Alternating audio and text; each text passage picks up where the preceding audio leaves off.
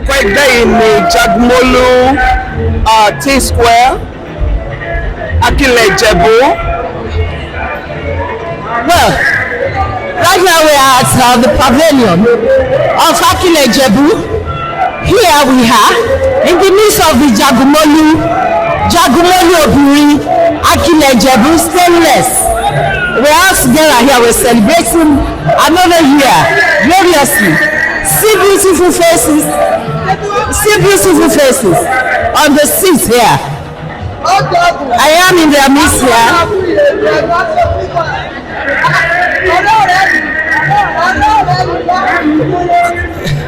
Everybody is actually enjoying themselves. Here are the Jagmolu Obiri Akile Ijebu.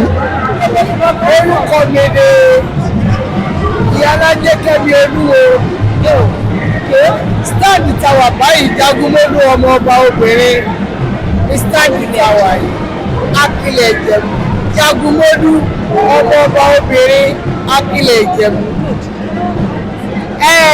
Àwòrán wa táwọ̀ yìí ó dúró fún ìfẹ́ ìyẹn ni àmì pink colour dálò ó dúró fún ìfẹ́ ó tún wá jẹ́ ẹwà tí olórí Nàìjíríà ó nífẹ̀ẹ́ sí jù favorite colour of the president Aṣíwájú Bọ́lá Ahmed Tinubu. That is his favorite colour. And that's why we are wearing it. We know that. Àwọn tọwọ́ tí wọ́n wọ̀ á jẹ́ beautiful babe. Honestly, we need your babes. Beautiful babe. Àwọn ò tí ì dàgbà rárá. Bí 16 tí dàgbà rárá. Ẹni sọ̀rọ̀ lọ́dún wọn ló bí wọ́n ní ojú wa ní. Àwọn ti sí pé gbogbo ìlú. Ẹ wá bá wa máa ṣọdún lọ́dọọdún. Ó dùn. Wọ́n gbọ́kàn sí ìbílẹ̀ ní purely. Kò sí nǹkan tó ń pè ní English bí. Ṣé bá wo bí ẹ rí i pé ọ̀pọ̀lọpọ̀ aṣọ ìbílẹ̀ ló wà bí. Bẹ́ẹ̀ni, àwa làwa ń gbé àṣà ìbílẹ̀ lárugẹ. Ọba Dr. Síkírù Adétọ̀nà Gbàgbàdì 2 bàbá ló dá sílẹ̀ wọ́n lè túbọ̀ máa pẹ́ fún wa àmì o. Lọ́wọ́ ọ̀tún mi ń bí òun ni ìyálóde mi ìtumọ̀ ìyálóde ni olórí ẹgbẹ́ orúkọ wọn ni arábìnrin Zainab Afọlábí Alájà Zainab Afọlábí ẹni tó ṣì kejì wọn òun ni ọ̀tún ìyálóde tó jẹ́ second in command ọwọ́ ni arábìnrin Táíwò Máyégún arábìnrin ni wọ́n wọ́n ṣomídọ́. Ẹnì kẹta tó jẹ́ gbàkejì tó wà lẹ́gbẹ̀ẹ́ mi bí òun ló pè ní ẹ̀ta ìyálóde the third in command Alájà Olúkòlù Fauziya. Okay. Bó ṣe lọ nìyẹn. And what about you? Kí ni position rẹ? Ipò tẹ́mi mú méjì ni. Níbi executive èmi lọ́lọ́pàá ẹgbẹ́. Níbi honorary èmi ni ìyálájì ẹgbẹ́. Bó ṣe lọ nìyẹn. Ẹ ṣe púpọ̀ mà. Ẹ ṣe wí àárílì adúpẹ́ lọ́wọ́ yín. Orí pé ẹ fún wa láyè ẹgbẹ́ bá wa sọ̀rọ̀. Ìwádìí púpọ̀ mà.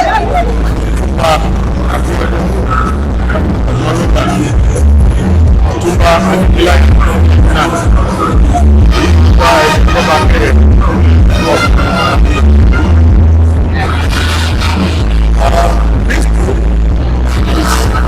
Ìjọba kẹrẹ age group and is for children born to January 1956 December 1958. I hear celebrate very big our royal majesty Aniyikaye Ayọ̀dé Adétọ̀nà pregnant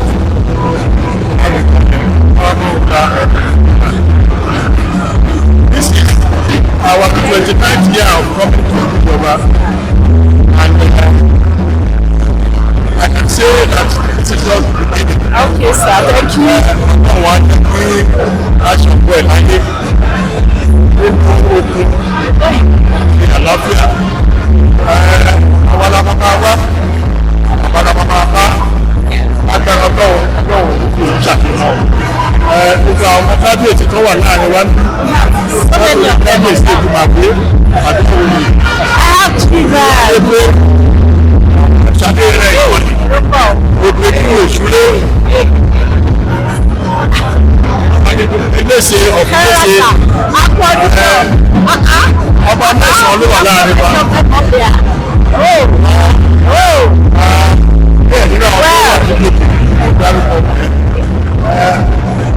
ọ̀hún jẹ́ kí wọ́n túbọ̀ pẹ̀ fún wa kí wọ́n á rójú kí wọ́n á láyè àwọn obìnrin á máa ṣiṣẹ́ àbójútó àdújútìrẹ àjọ aṣọ́bà àkóso gbogbo àwọn ọmọ ẹgbẹ́ náà ẹsẹ̀ kíkà mákẹ́kẹ́ bájẹ́ bàbá wà ní bájẹ́ bàbá ṣe àṣọdúnmọ́dún àti òkúrò ó jẹ́ gbàdúrà yìí lágbára ọlọ́run àkọsí pẹ́pẹ́ o àkọsí pẹ́pẹ́ o. My name is Ọ̀túnba Giwa Ayodeji Oshibogun. I am the Giwa Egbe Babagimo Akile Ijebu. Men born between 1953 and 1955. All men born between 1953 and 55 in Ijebu land. And we have so many people as members of our age group.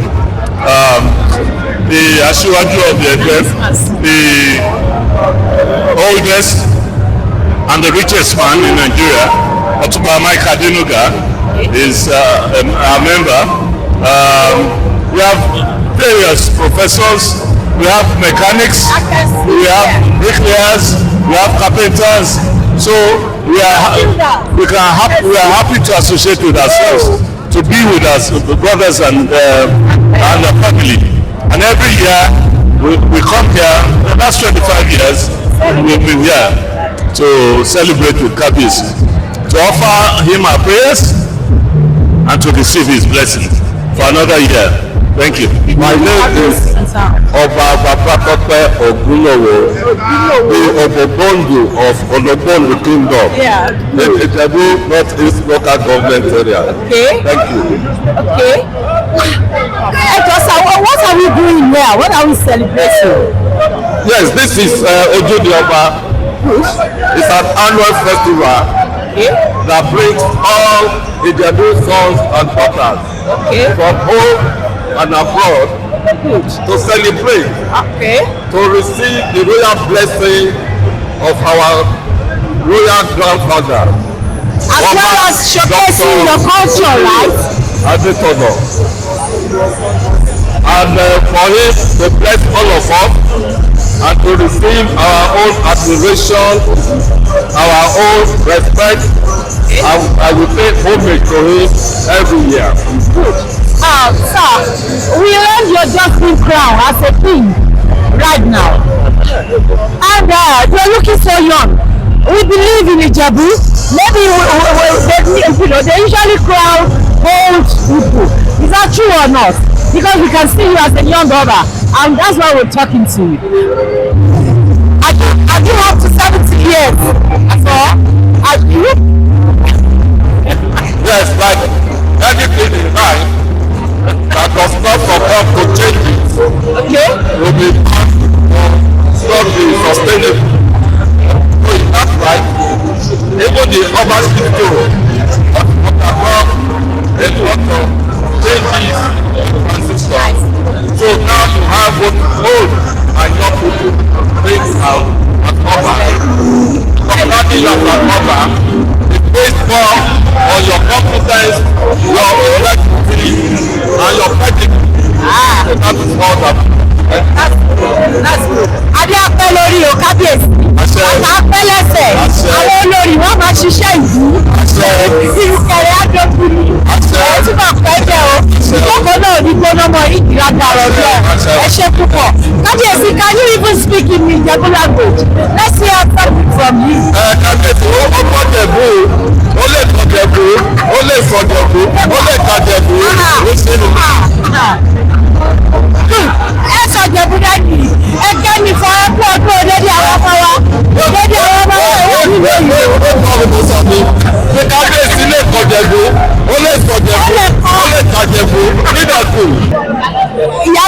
ṣù ọ̀lẹ́lẹ́yìí o orí yín wà ń bẹ̀ mà ẹ káàárọ̀ mà ṣàlàáfíà làbá yín ẹ jọ̀ọ́ bá ṣe lè fọ́ orúkọ tèmi ni ìyálóde Ṣọlá ọmọ Adébọ̀dún gbogbo àgbáyé lọ́wọ́ yẹn máa wò wọ́n Ọya Ogundibo from Canada.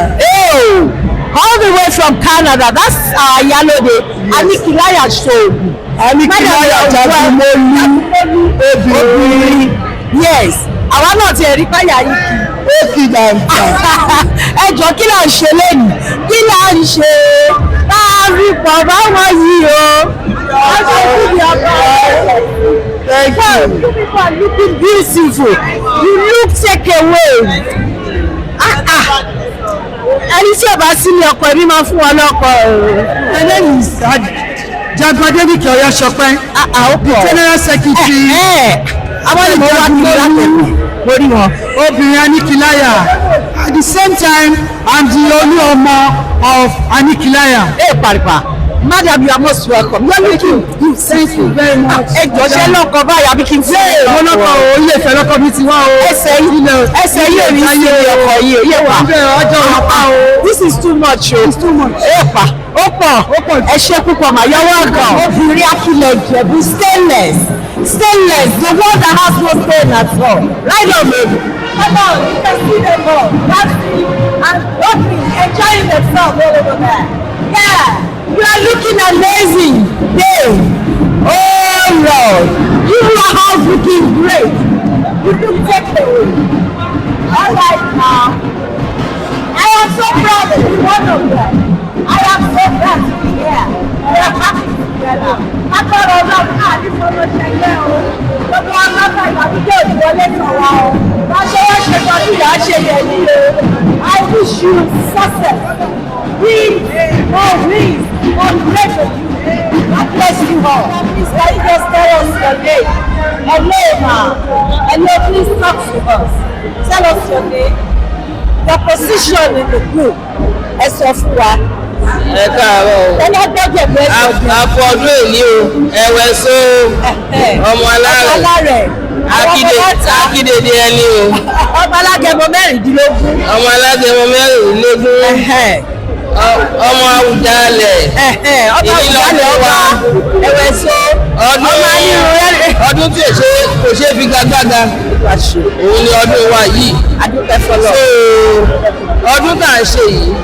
Ọdún tó jẹ́ pé abáláyé kan ṣe ṣe ìwà àdẹ̀dúpẹ́ lọ́wọ́ Ọlọ́run pé Ọlọ́run túbọ̀ ń bá wa dá ẹ̀mí bàbá wa sí títí lọ́jọ́ èyí Ọlọ́run àtúbọ̀ lọ́la ẹ̀mí mi wọn. So orúkọ tèmi ni Múradé Ọmọdòsùn. Èmi ni Múradé Ọmọdòsùn. Bẹ́ẹ̀ni ọmọ Ìkólẹ̀ yìí.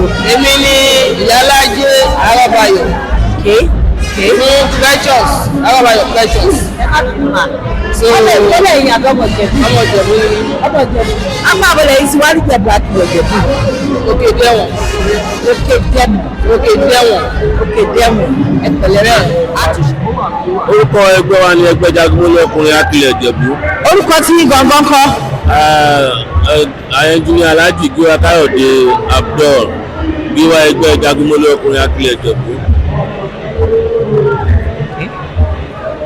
Kí là ń ṣe lẹ́yìn sá? À ń ṣe ọdọọdún là ń ṣe ọdún Ojúde Ọba. À ń ṣe ọdún Ojúde Ọba ní gbogbo akilẹ̀ Ìjẹ̀bú. Ǹjẹ́ yìí máa kọ́ wa lẹ́nu ìjọ tá a bá ṣe tán bí? Ó braga. Kí lẹ rí sà? Ó braga ó le gan. Ó pọ̀ yẹ́yẹ́. Ọlọ́run. Alright sà. Júwe ibi ká máa ti wá dànù sí. Ẹ wá bá wa ní Muslim primary school ìfúnalẹ́ ń bí báyìí. Létí sàlẹ̀ la máa ti dànù sí. Àtúntò ṣọ̀pọ̀lọpọ̀ ọdún láyé lágbára náà. Ẹ ṣé púpọ̀ sà.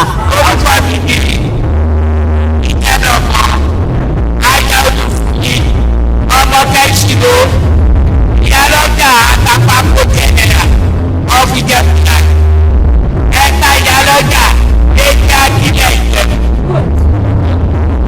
Inú mi dùn láti rí wẹ́lẹ́ pẹ̀lú ojú bàbá mi ṣe àgbàdo àbọ̀ká máa ṣe lọ́dún o àrọ́dúnmọ́dún àrọ́ṣùmọ̀ṣù ọdún bá dùn lórí èkó ajáde torí nàìjíríà máa rọ kẹ́tì máa rọ́dún o Ìjẹ̀bú state náà dẹ́gbẹ̀rẹ̀ tilẹ̀ ó dé báyìí náyọ̀ lọ́ọ̀yì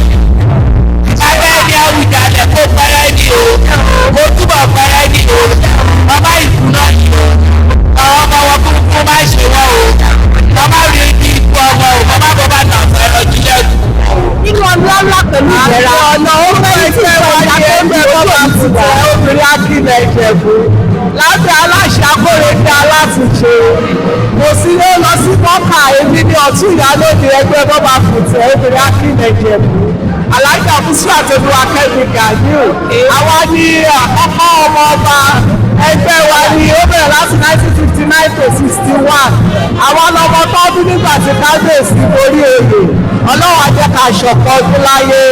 ẹ ṣe púpọ̀ mà. ìyálóde èébúdọ́lá jẹ́ dandan ni. èébúdọ́lá olùwàfúnláyọ̀ àdùnní. ẹgbẹ́ wo lẹgbẹ́ ilé. ẹgbẹ́ arọ́bàyè obìnrin precious akínẹ̀jẹ̀. ẹjọ́ kí là ń ṣe ká kan wá ìwé ṣàkóso. Ojúde Ọba wa ni. Ojúde Ọba. àwa tí bàbá wa ni. àwa tí bàbá wa ṣe. àwa tí bàbá wa pé wọ́n kú ọdún wọ́n kú ìyèlú ẹni wá ṣọ̀pọ̀ ọdún láyé o. àti wá kí gbogbo ara wa náà pé gbogbo wa pátápátá gbogbo rẹ́gbẹ́rẹ́gbẹ́ lápapọ̀ ọ̀ṣẹ́ ní ọ̀pọ̀ ọdún akú ìyèlú ẹni wá ṣọ̀pọ̀ ọdún láyé o. bá a ṣe wá lọ́dún yìí àti fún wa ní ọdún tó ń bọ̀ lágbára ṣe ìdínà ẹ ṣe púpọ̀ mà. nínú owó nínú ọlá nínú ẹ̀mí. àmín. ọlọ́run máa ṣe tiwa. àmín. àmì lágbára ọlọ́run ẹ ní wọ́n mọ̀ sí o tàbí yóò ní wọlé tí ẹni kankan o bá ṣe jọ wá lọ́dún iná la máa ti wá lọ́dún tó pọ̀ àwọn arówó fi ṣe ní gbogbo ìgbà ará àlàáfíà ara fi ṣe o really appreciate you ma ẹ pẹ̀lẹ́ ma. My name is Aláìlú Ọba Adéwálé Abdul. kábíyèsí sà adé apẹ lórí gbàsá pẹlẹsẹ o ẹ jọ ẹ̀yin ní gíwá ẹgbẹ́ tó dára tó rẹwà báyìí Adúgbò fọlọ́. ẹjọ́ sàkílà ń ṣe lẹ́yìn tí gbogbo ẹ̀ kàn ń dùn yàrá tó ń ṣe. Àwa láti ọba bàbá wa yọ ṣe Ojúde Ọba. àwa láti wá kí kábíyèsí ọba. Bẹ́ẹ̀. pé ṣe wọ́n wà dáadáa láàfin. That's good. ẹjọ́ sà níbo lààfin ti yín wà. Èmi ní Ọlọ́fin Àjàyè Òrùkọ yìí. Okay. Ìlú Èkó. Tèkó. Bẹ́ẹ̀.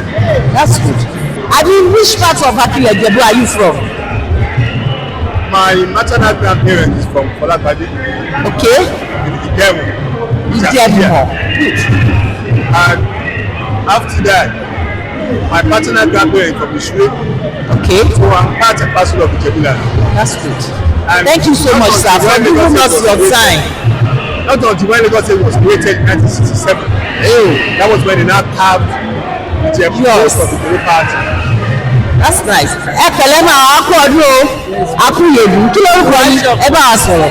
orúkọ mi Jagun Merriment Fúnmilọ́lá Aṣírù Ọládìméjì. nínú ẹgbẹ́ Jagunmọ́lú obìnrin stainless. Akile Ijebu.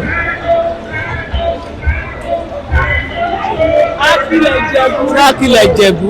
Jagunmọ́lú obìnrin stainless Akile Ijebu. ẹ ṣe máa ṣe ẹ enjoy ara yín. I enjoy bí gbogbo ẹ ṣe ń lọ it is well.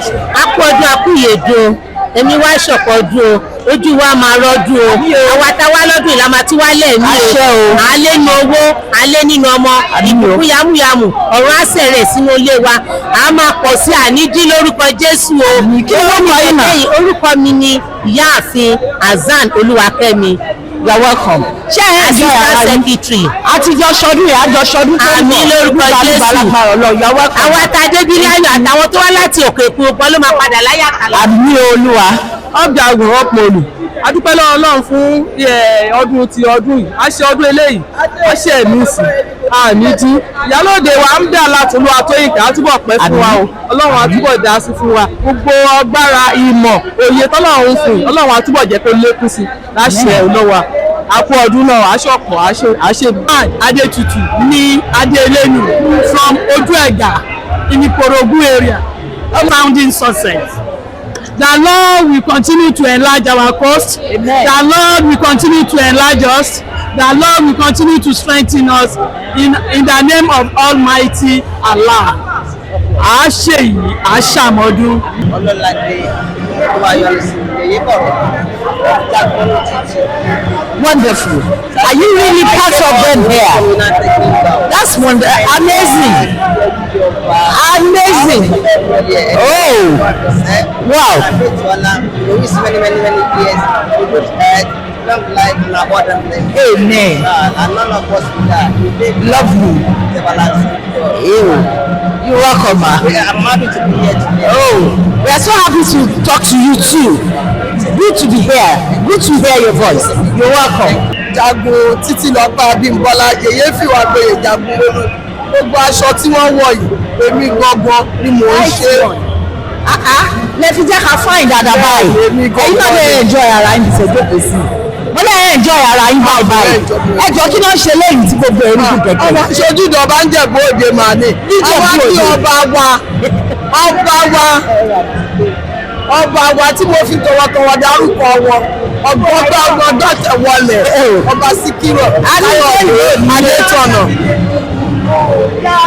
a ní iṣẹ́ ìbò nílé bẹ́ẹ̀ni ọba ní kí wọ́n wá ṣe oògùn òyìnbó olóògùn òyìnbó lè pè èlò ìṣà olúwa ṣe bó ṣojú ẹ̀mí gbogbo wa àti pẹ̀fẹ́ ni wa. bàbá wa Àwùjalẹ̀ bàbá pẹ́ fún wa lágbára Ọlọ́run àbí o àbí o lágbára Ọlọ́run adẹ̀kú ọdún èmi à á ṣe lágbára Ọlọ́run pẹ̀lú òkú Ọlọ́run. nínú ọdún tá à ń ṣe àjọṣe mi. ó wà nínú Jagmolu stainless a ti ṣe ọdún Ojúde Ọba 2025 yìí èyí tó ń bọ̀ bí èmi wà á jọ ṣe lágbára Ọlọ́run. ọdún tó ń bọ̀ ká pọ̀ jù báyìí lọ nínú owó nínú àlàáfíà nínú ẹ̀mí gígùn lágbára Ọlọ́run. ajabẹ́sì ńlá ẹ̀.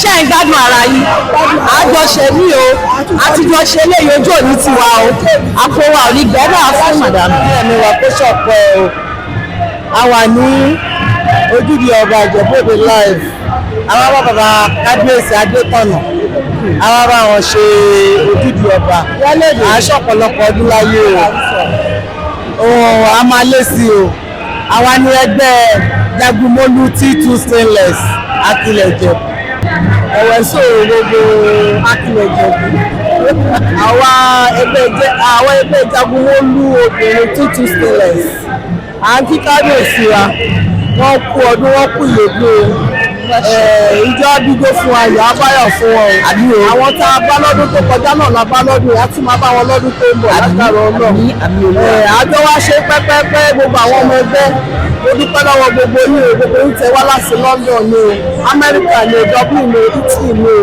mo dúpẹ́ àtẹ̀yìn tẹ wá láti North Ìbàdàn ẹ ṣé káàbọ̀ o àjọ ṣe pẹ́pẹ́pẹ́ o ànídààmú o ọdọọdún làárọ̀ ológun ọdọọdún làárọ̀ àwùsá o àjọ máa ma ṣe lọ́dọọdún ni o àti rè